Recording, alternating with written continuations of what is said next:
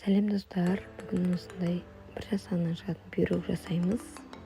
Жасау жолы өте оңай және тез. Бізге керек жұмыртқа. Бірінші жұмыртқаны ыдысымызға жарып аламыз. Үстінен шекерімізді қосамыз. Қанша грамм керек екенін кейін жазып кететін боламын. Жақсылап миксерлейміз.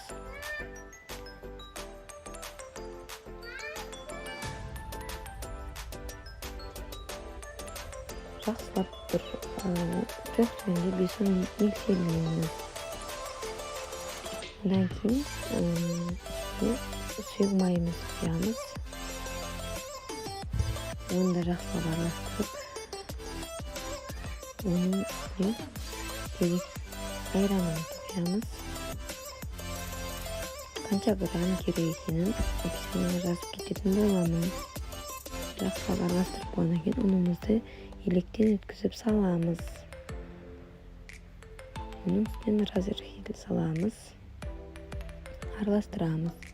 Бір келкі массасы шыққанға дейін араластырамыз.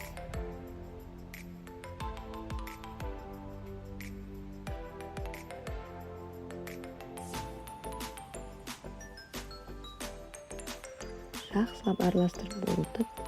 Осындай тесто шығады. Енді бұны ыдысымызға, формамызға құямыз. Формамызға құйғаннан кейін форманы ұрып қимылдатып, біркелкі қимылдату керек. Сол кезде бәрі бірдей болып пісетін болады. Мен үйде жаңғақ бар екен, бетіне жаңғақ қойдым. Сіздер қалауыңызша қойсаңыздар да болады. Қоймасаңыздар да болады. Оны білесіздер. 80 градуста 20 минут пісіреміз.